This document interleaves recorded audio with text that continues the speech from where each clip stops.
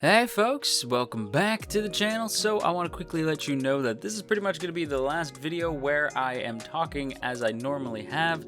There are big changes coming to the channel next week. Just want to let you know in advance, so if you notice a big change, you'll know why. But with that said, how's it going everybody? Welcome back to the channel. Welcome back to another one of our weekly My Hero Academia Season 5 discussion videos. Today we're here to talk about episode 17, The Hellish Todoroki Family. But before we get into the video proper, quick reminder if you haven't done so yet, to hit that subscribe button, ring that bell, set notifications to all, let all of AndyTube know that you're here. And with all that said, let's go ahead and jump into this week's video, shall we? So, this is a big episode all focused around, of course, the Hellish Todoroki family, as you could have probably guessed. And you know what? I feel for my boy Bakugo this week. This is this was awkward.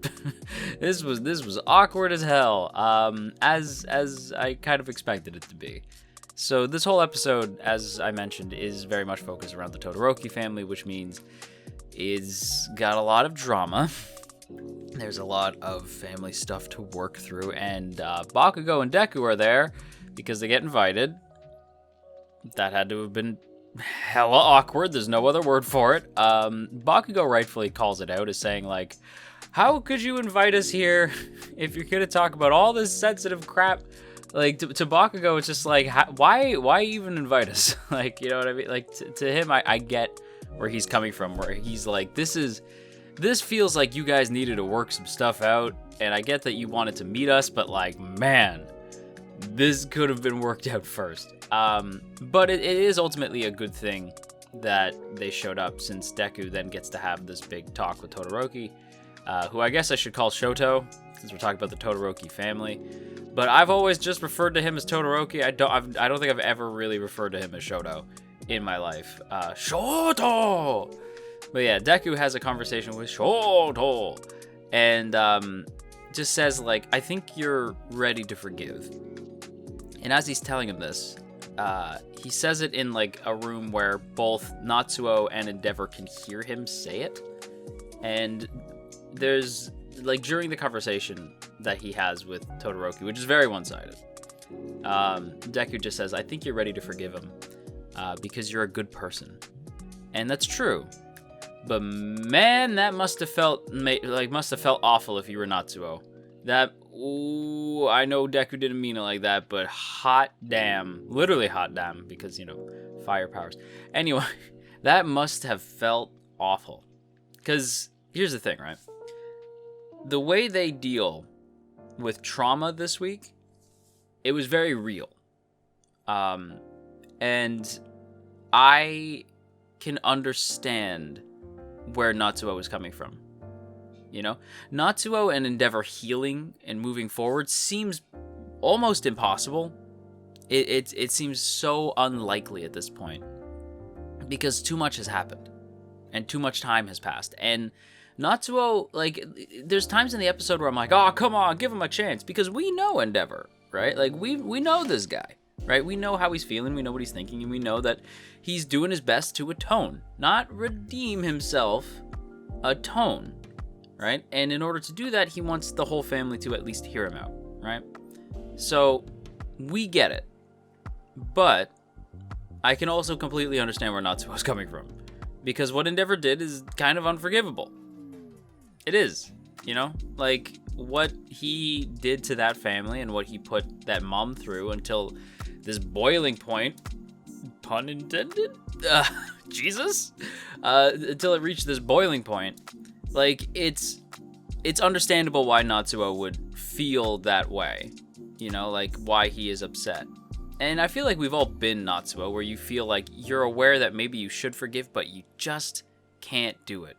Like, you just can't bring yourself to do it. I get it.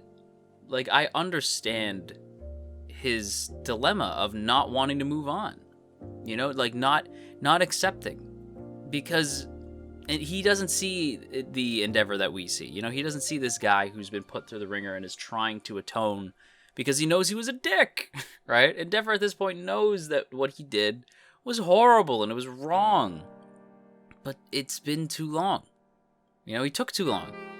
And not everyone in the family is going to forgive him, nor do they have any obligation to. Like, at this point, it's not something that you can blame Natsuo for. At least not in my opinion. I do like Natsuo as a character a lot, right? I think his design's super cool. He very much looks like a college student. But one of the things about the design that I think is so interesting, right, to me, and I think a lot of people have probably already noticed this, but I'm going to point it out anyway. When you look at Todoroki, and you look at the sister, whose name is escaping me, who's very adorable, by the way. She's a kindergarten teacher. That was a surprise. Or not kindergarten, grade school teacher. That's interesting. But when you look at them, there's red in their hair, right? There's no red in Natsuo's hair at all. It's all white, like his mom. And if we're looking at the red, to me, that's people welcoming Endeavor back into their lives, right? If you look at it and you look at those three, the one who seems the most unlikely to forgive is probably the one who has no streaks of red. It's all white hair, right? All ice, no fire, right? Like, and Natsuo is like, when it comes to Endeavor, he's not letting him in. So that's like a very subtle design hint that Natsuo just doesn't really have a lot of Endeavor's a spirit, I guess, in his heart. Like, he just doesn't have that. And he's not really, maybe he's never going to. And if he doesn't, that's understandable, you know? Like, I think it's very easy for people to, you know, be like he should forgive Endeavor.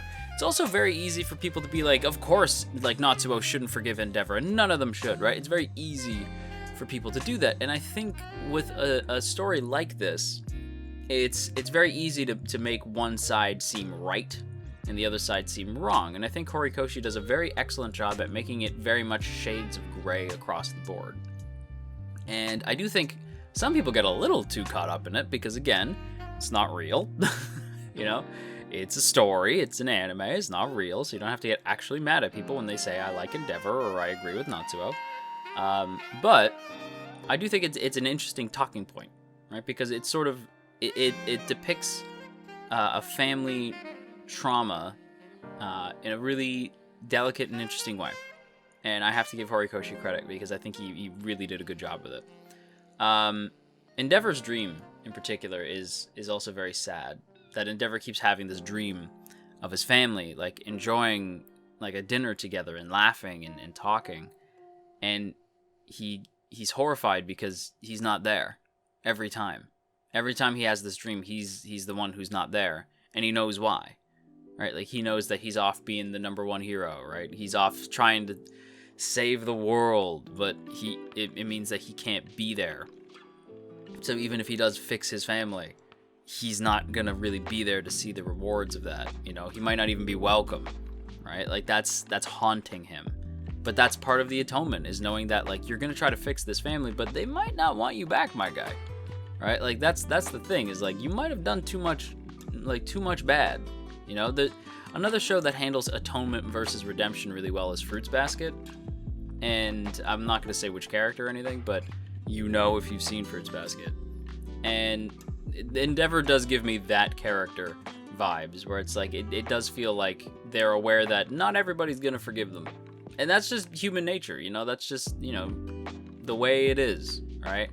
But you can still try, and I think that is very telling of who you are as a person, your character, right? Like, that speaks to Endeavor's spirit, that he's at least gonna try, and I think that's really, really handled well this week. Even the voice acting, God, when characters get all delicate with the voice, it's like, these Seiyu, they're so brilliant. But yeah, I think the most interesting thing about Endeavor's dream, though, is the sorrow over Toya, who is the older brother Toya, who we heard when Natsuo first blew up at Endeavor. He says, like, what you did to Todoroki, what you've done to us, what you did to Mom, and older big brother Toya, like, everything you've done, right? And I'm like, big brother Toya. Okay. So, okay.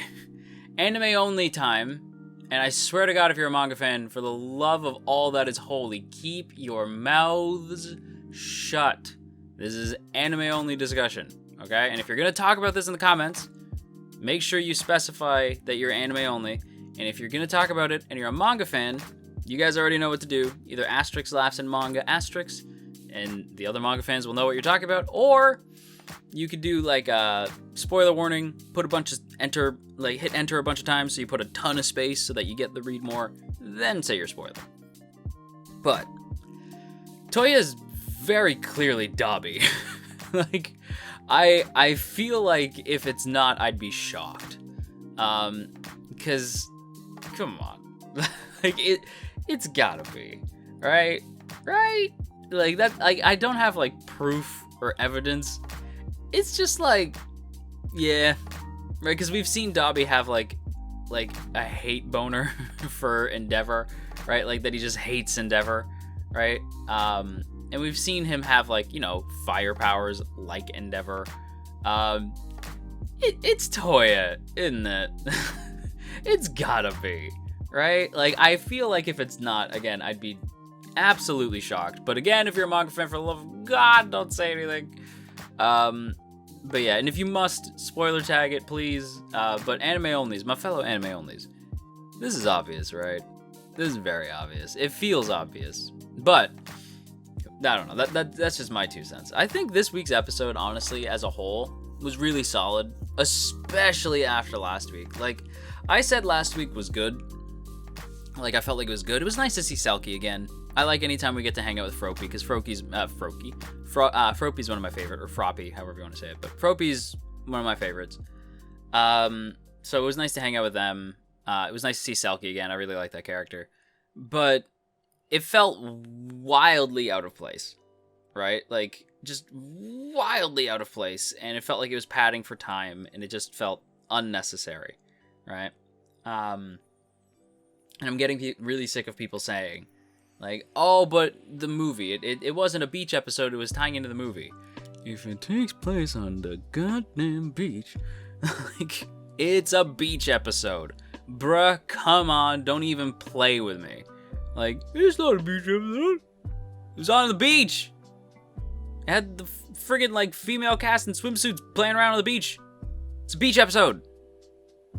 Just don't even have me. What's hilarious to me is so many people pointing out in the comments that they just had Christmas. Like, I like that episode. But some people just want to defend a thing even though they know they're wrong. Right? Like, you guys saw that, like, you saw the video, and if you didn't, then you should go check it out. But if you saw it, you know that there's things I defended about that episode. I liked that episode. But is it wildly out of place and insanely unnecessary? Yeah. Was it dumb to have a beach episode right, like almost 2 to 3 episodes before or after a Christmas episode? Yes. Like, the whole, just, I have issues with this season. And I'm looking now at the PV for next week, which does look super cool, right? We get this weirdo villain with a grudge against Endeavor. Natsuo's leaving the house as this dude shows up, so you know something's gonna happen to Natsuo. And it looks like it's gonna be a really hype possible conclusion to the Endeavor internship arc, which means there's 7 episodes left for the big Liberation Army Front thing. Is that enough time? I don't know. I don't know. I will say, this season I think has been the most, like, mixed bag. Mixed bag, because there's, you guys know, I loved Class 1A versus Class 1B, right? I loved that arc. It's, like, it's not my favorite arc in the show or anything, but I loved it because I really like Class 1B. I love Kendo, love Tetsu, love Monoma. It was nice to see Shihai. Mushroom Girl was super cool. Like, I like those characters a lot. But I get why people were saying now that it felt like we could have sped through this and spent more time on the other arc since it's a little bigger and it has more to sink your teeth into. I will say, anybody saying that arc was bad is dumb. Because, like, it's not.